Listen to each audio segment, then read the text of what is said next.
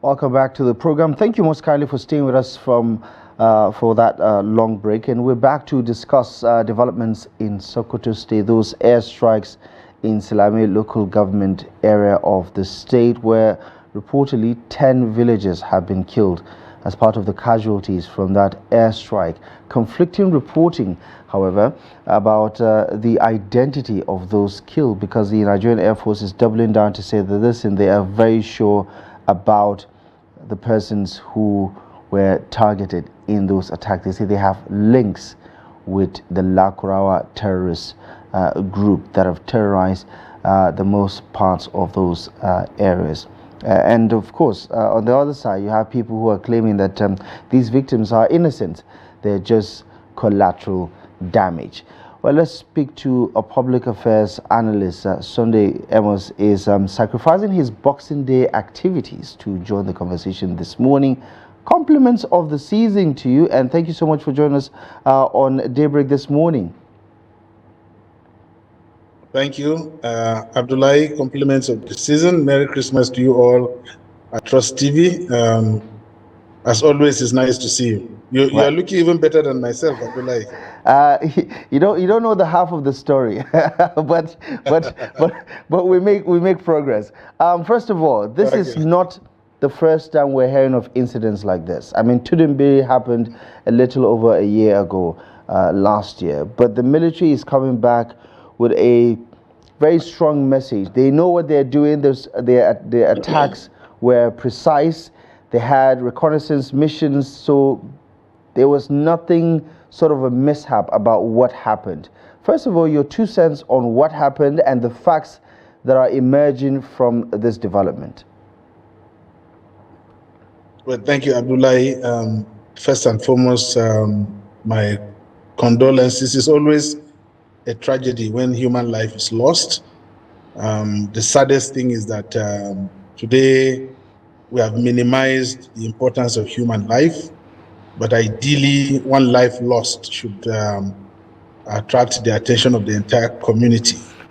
But human life in Nigeria has not been as valued as it should be. But anytime there's a loss of human life, it's a tragedy, it's regrettable, and it should all disturb us.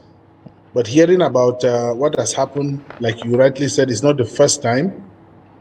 Such strikes have happened on communities. Sometimes the military admits it's an error. Sometimes they insist that they are right, and the communities will cry foul and say, no, these are innocent, peace-loving members of the community, and so on and so forth. It's unfortunate that no matter what happens, there will not be 100% agreement. The military will try to defend herself. The people will try to absorb themselves of any complicity, because if the local communities admit that these people killed were members of the Lakurawa or had any connections with them, there may be repercussions.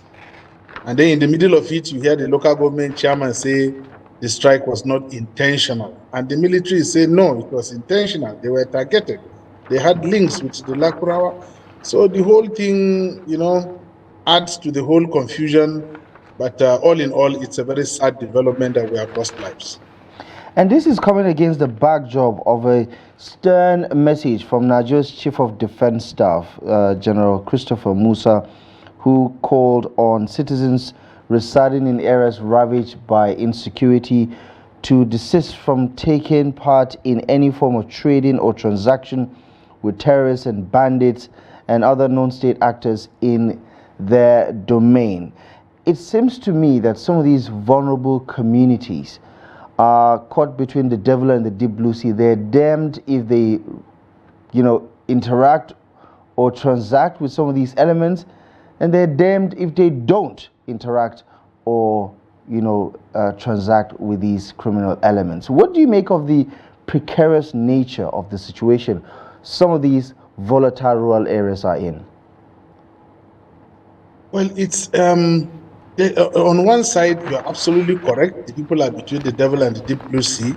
If they don't cooperate with the terrorists, they are targeted by the terrorists. If they cooperate with the terrorists, they are targeted by the Nigerian Air Force. That is one.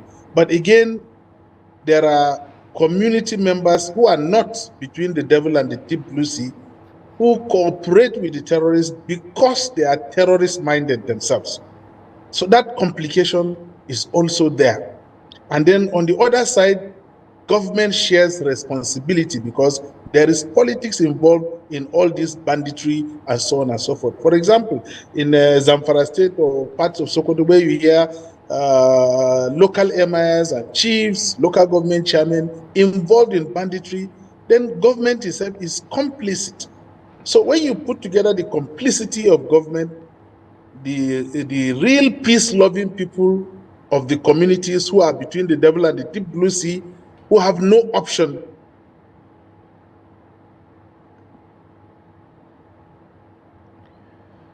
It appears we are dealing with poor network signal. We're going to work on that to get back Mr. Sunday Amos to the conversation where we're talking about the targeted attacks in Silame local government area in 2 locations, to be precise, where reportedly 10 persons have lost their lives. The identity of those individuals who have lost their lives is now the source of this debate, because on one hand, some are saying, according to reports, they're just innocent bystanders who were caught in the fire, and on the other hand, you have the authorities saying that they have links to the known Laukurawa terrorist group operating in the area, so they're not necessarily saints or innocent civilians who were caught in this alleged mishap.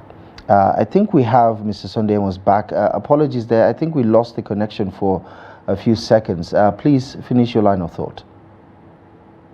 Yeah, so I was saying that there is this complicated scenario, Abdullahi, where you have people who are actually between the devil and the deep blue sea. You cooperate with terrorists, you die. You don't cooperate with the terrorists, you die.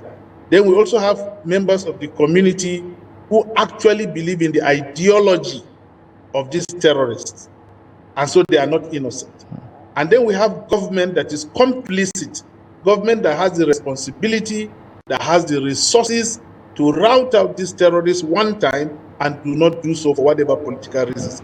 We've had reports in the past of local government chairmen, MIS, district heads who are complicit in these terrorism activities. So when you put all of these things together, Abdullah, it's a very complicated situation, and the people are left to suffer for it. But if I am to apportion the greatest blame will go to government that has, 1, the responsibility, 2, the resources to rout out these terrorists so that the people do not have to be subjected to choosing between the devil and the deep blue sea. But I failed to do so. Yeah. And how do we situate this collateral damage in the grand scheme of things? I mean, against the backdrop of the Tudumbiris, the several incidents ran, and all of these other incidents in the past, I mean, what in your view should be the standard operating procedure here? I mean, if there is an ongoing operation, for instance, and people were caught in the fire, maybe it explains the approach by the military. I mean, bullets, flying everywhere, and you have a couple of casualties. Surely it's understood. But when you say people have links to terrorist groups, and you can actually mob them up, charge them, and things like that, but instead you decide to drop a bomb on them, I mean, what is your understanding of the approach here? Is it that, a condemnation of the people in the area to say that, okay, because they're guilty by association, they deserve to be eliminated in that fashion? No, I don't think so. I tend to look at it that perhaps is the culmination of intelligence report. Definitely the Army or the Air Force must have people, embedded in the community that shares with them intelligence reports and so on. And I am sure also that they must have their own informants too on ground who tell them what happens. I am thinking that perhaps the military has done a lot of homework and at some point had intelligence report that these people are gathering in a particular place, either to plan an attack or whatever it is, and therefore the best result is to throw in a bomb at that particular time. I think this is what must have happened, but shit happens, and there is always collateral damage. And it's unfortunate, and the responsibility lies more on the military to, as much as possible, minimize the casualties related to innocent lives. Yeah, you did talk about the double-edged sword. How in some instances you have communities who collaborate, who in fact provide cover for some of these known criminal elements, and there are people who are actively biased or sympathetic to the terrorist cause, right? But on the other hand, you also have people who are either held hostage or who are being used as human shields by some of these groups that are terrorizing several communities within the region. What is the long-term approach here? Because the recent report released by the NBS in talking about security incidents in the country for the year 2023 to 2024 has shown that a greater percentage of the crimes and criminality perpetrated in this country over the course of the last year has happened in rural communities. In fact, the banditry, some say, is rural banditry because 99% of it happens in these rural communities. Do you think the rural communities are in such a precarious situation where, the odds are against them? The farmers, the villagers who are being levied by these bandits and terrorists, have very little options available to them. Abdullahi, I believe very, very firmly that if government wants this banditry to end today, it will end today. I think it is saying that takes about 3 months or so that government has a hand in it. All these Boko Haram, Saru, all these bandits and so on and so forth. If government wants this thing to end today, it will end today. If the army wants this thing to end today, it will end today. And so it's the rural communities that are bearing the brunt because there are forests that provide cover for these bandits. And the devil likes to operate in darkness. And these forests also provide cover for all the collaborations between whoever it is that is supporting or sponsoring or supplying weapons for these bandits and so on. These bandits do not operate in isolation. They have suppliers, they have supporters, they have sponsors, they have informants. And the villagers that support them have incentives from these bandits to be able to remain as their informants. So, but squarely, it is the ending of this insurgency lies on the shoulders of government. I think if government wants to end so that we can free our rural populace to engage in productive agricultural activities, all of these things will come to an end in very little time, Abdullahi. That is my firm conviction. Yeah. Most recently, when the Nigerian military recorded some successes in parts of Zamfara with the killing of a known terrorist kingpin, Halilu Sububu, Nigerians cheered and perhaps we're very excited about the possibility that it's a re-energized push to wipe them out. But we still have known entities like Bello Turji, for instance, who is still operating at large, right? In incidents like this, where villages were killed, whether they are known to have links or ties with the terrorist groups or not, does it also muddy the conversation that our airstrikes more often than not miss the big known culprits that Nigerians want to see taken off the board? I mean, if this particular strike, for instance, killed a non-kingpin, I bet a lot of people will feel differently about what has happened. But, I mean, we don't seem to see the armory of the bandits who operate in those areas in the pictures that have come to the public domain. So it leaves much to be desired that even if, it's been established that they have links to these terrorist groups, we don't seem to see the armament that we see in some of these videos that we're showing of these well-armed terrorist groups operating in the area. So at the end of the day, we went after the small bits and pieces and not, the main targets. There's a lot of abracadabra that goes in. The more you look, the less you see. They say war is big business, Abdullahi. And if it is big business, you can ensure that the big businessmen will not want it to end. I have had a number of people allegedly accusing the military that the military does not want this insurgency to end because of the huge budgets that are pumped into it. But that's an allegation. I'm not competent enough to confirm that.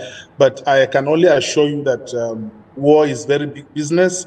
And if there's big business, people will not want it to end quickly. And can I inform you also that the professionalism and the competence of the Nigerian military is not in doubt. The only thing is that the military can only do what they have been ordered to do by those in government.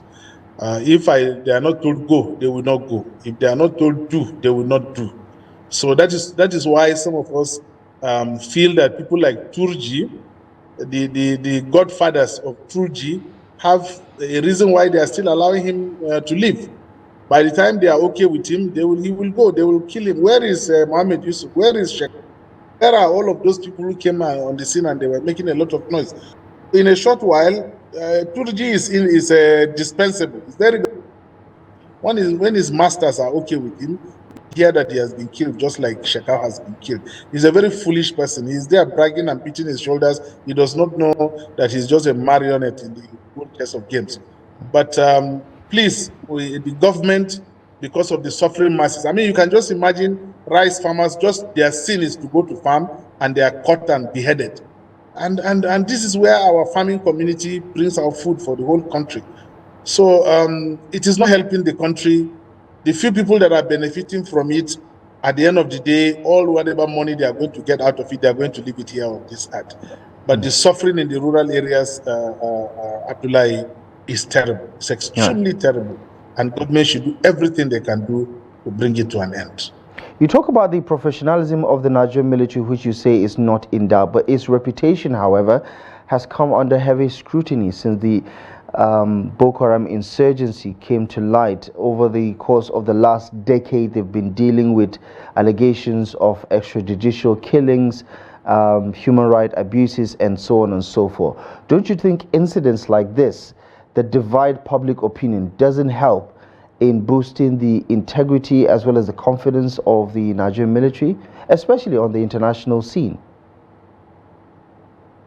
Absolutely, you are correct. In fact, the image of the Nigerian military has been battered very, very seriously. Just like the judiciary that we have been talking about endlessly. The way we used to look at the Nigerian military has completely changed for the worse. Let me give you one very quick example. In my mind, the earliest I can remember is when you are traveling by road, you will get to situations on the checkpoint when the police will collect money, but the military will never collect money. That has completely changed. It's there very clearly now. Nobody they even try to hide the thing against them. So the perception of professionalism and the image has been battered. The Nigerian military is also now under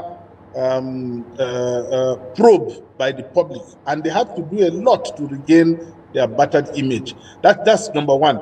But number two, there's a lot of corruption that has crept in that has battered the image of the Nigerian military. A lot of corruption. And we see it happening. For example, in the National Assembly, no matter what happens, there's no how you can ask the military to defend their budget or to change this or to change that or to hold them to account. There are very funny stories that one has been hearing about the drama that goes on between the military budget and members of the National Assembly. But finally, there's also the issue of the politicians in government directing the military to do what they should do. If they say go, you go. If they don't say go, you can't go. If you go when they say don't go, then there are repercussions. And I'm thinking that bad elements within the military have taken advantage of the corruption in the government to also add their own corruption to the whole thing. So we are in a precarious situation where government and those who are implementing the policies of government take advantage of the corruption in government, and the result is what you see. And most recently, the Minister of State for Defense, former Governor of Zamfara State, while granting an interview, alluded to how the Lakura terrorists have escaped the shores of Nigeria, and 48 hours later, this strike happened. I don't know if he was talking from a point of hyperbole, trying to, show how much gains have been made in the area of providing security. But, to hear that this attack was done in an attempt to wipe out the Lakra group that the Minister of Defense say are no longer in Nigeria, I mean, doesn't that make you scratch your head about what the actual facts are about what's happening on the ground? My brother, it makes me to scratch more than my head. It makes me to scratch many places on my body. The Minister of State for Defense, the former governor of Zamfara State, has been fingered, to be complicit in these terrorist activities. Whether it is true allegedly, or not, I right? don't know. Allegedly, right? Allegedly, yeah. From where I am, I'm not competent to comment on it. I'm just talking about what we listen to on the news. But because of those things, I don't think he has the moral authority to be talking about terrorism. In fact, if there is anything, let me just give you a scenario, Abdullahi. Let's assume I have links with Lakura and I am in government, and I know that this is what the military is planning. I will protect my assets.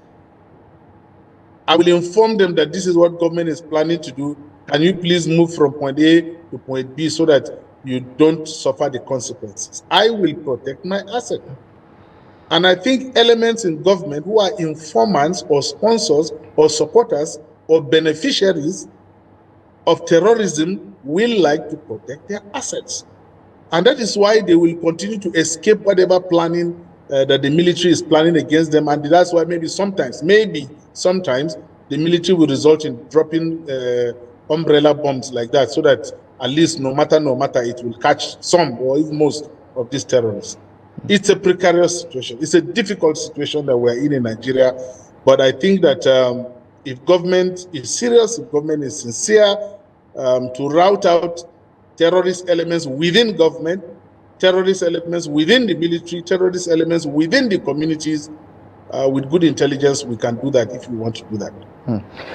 A particular term or phrase of expression has come to light since the banditry gripped especially the northwest, ungoverned spaces, and some of these villages, as remote as they appear to be, have never been well known to the most part of the country. I mean, Tudumbiri, for instance, now these areas in Silame local government area.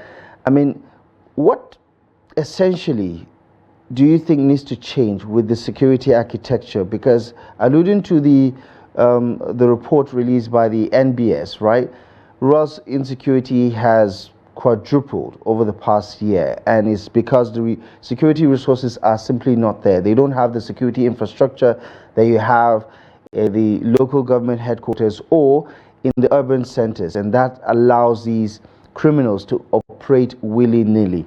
What needs to significantly change so that we can at least reduce the risk that these farmers and communities have to deal with on a day-to-day basis? I think two things.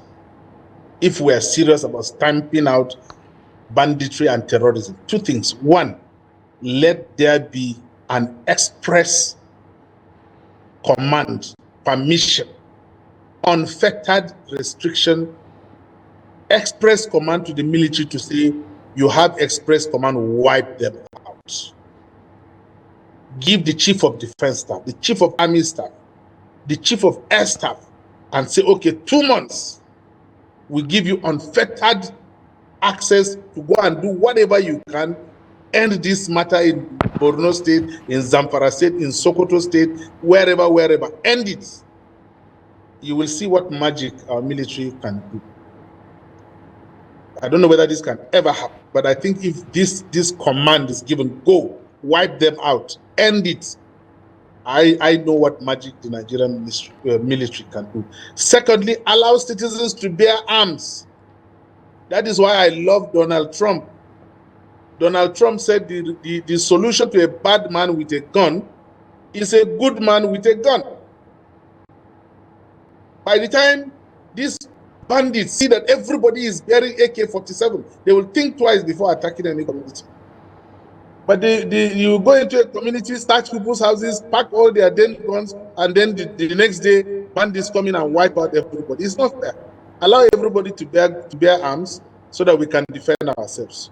Maybe if we do that, I believe we can have a quick change. When you say the military can perform wonders if they have express orders, they've been given several express orders under Buhari, under the current administration, in time past before. Are you suggesting that they're on a leash and that's why they can't deliver? Those express orders were political. Our military is on a very strong leash.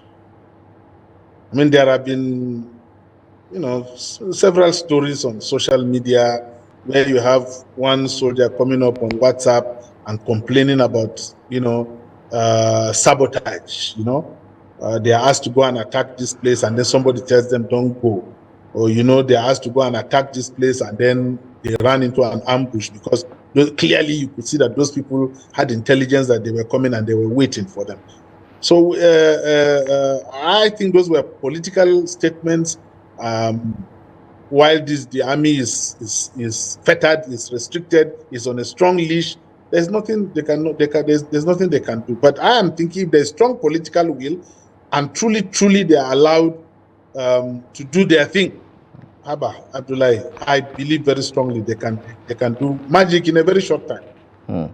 Nigerian military. Let's take a look at the data, because in 10 years, 450 persons, according to the data available to Daily Trust, have been killed in accidental bombings. I know the military is going to contest some of the numbers there, but what does that tell you about the precision strikes and the mishaps that have been recorded so far? I mean, some of them, the military was absolutely clear that this was an unfortunate incident. I mean, they contested one or two of them, the Silame case in point, but 450 in 10 years. My goodness, that says a lot, doesn't it? Well, first and foremost, I don't even believe the numbers.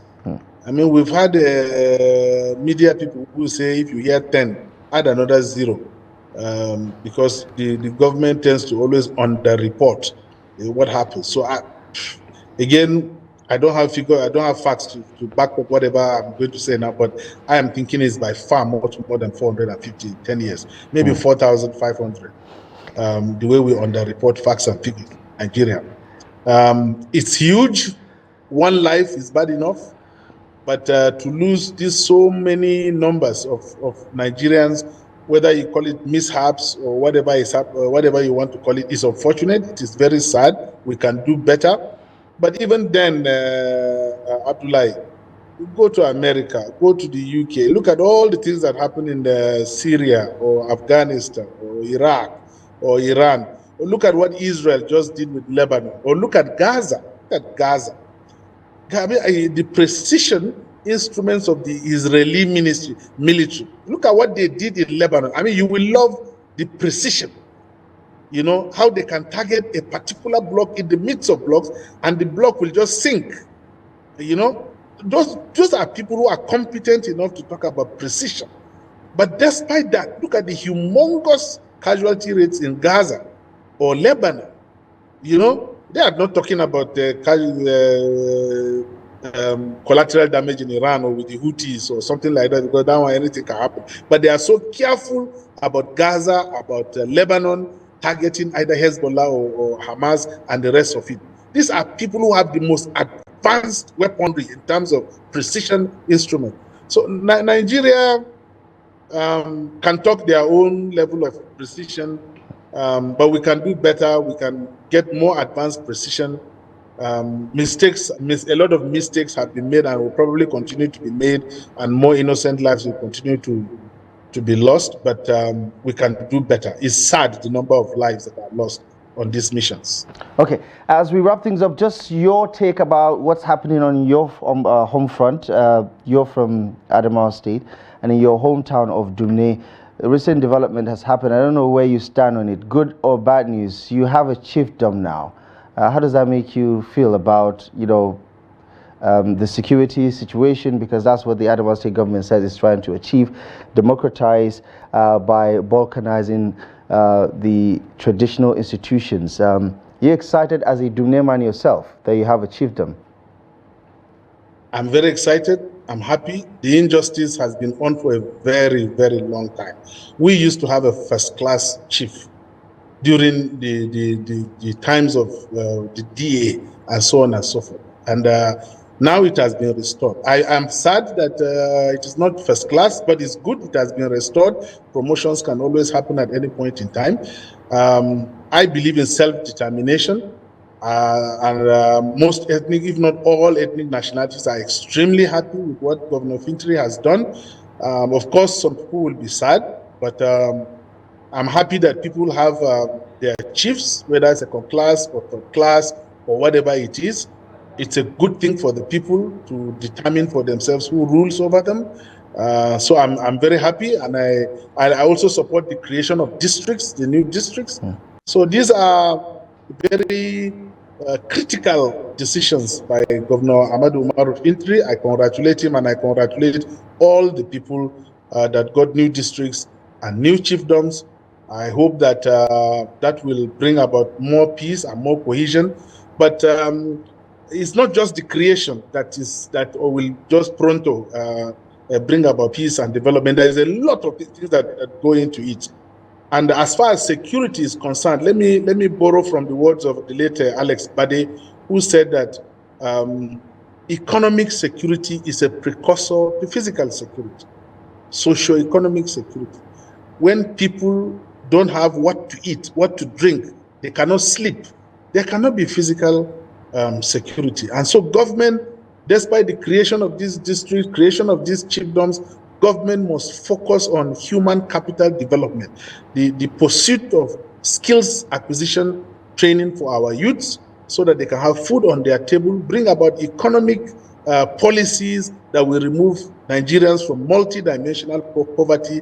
When people are sufficient, self-sufficient, and they do not think about what to eat or what to drink or where to sleep or how to send their children to school fees, they will participate in the physical security of their communities. But as long as we are beaten and battered, and the only thing we think about is what to eat and what to drink, these bandits will have their heyday. And if you add on top of it the right to bear arms, I'm telling you that no bandits can survive anywhere in Nigeria. So I'm happy. Unfortunately, I'm not from the ruling class to be considered for the Amos. Right. But I do suppose the Yungur Annual Festival will be a bit spicy or extra positive this year. So oh yes, this Friday. Yeah. In fact, I was about traveling from my house when I got this invitation to talk with you. As soon as I finish with you, I'm on my way to Dumne. Tomorrow, the whole world is gathering in Dumne for the annual Christmas celebrations. Yeah, thank you so much. Yeah, thank you so much for taking the time. Appreciate you for joining us on such short notice. As always, a pleasure to speak to you, Mr. Sunday Amos, and safe travels. Thank you very much. I wish everybody a very happy New Year 2025. We are hopeful the year 2025 will be better than 2024. Especially for everything that we've been through this year. Amen to that. Thank you so much. Speaking to Sunday Amos there, public affairs analyst, analyzing the developments in Sokoto State, in Silame to be precise, with regards to that airstrike that has reportedly claimed 10 lives. The identity of those killed has been the subject of public debate. We're going to take a quick break. When we come back, we'll take you through the front pages of some select national dailies to bring you up to speed with the stories making the headline. Newspaper review is up next.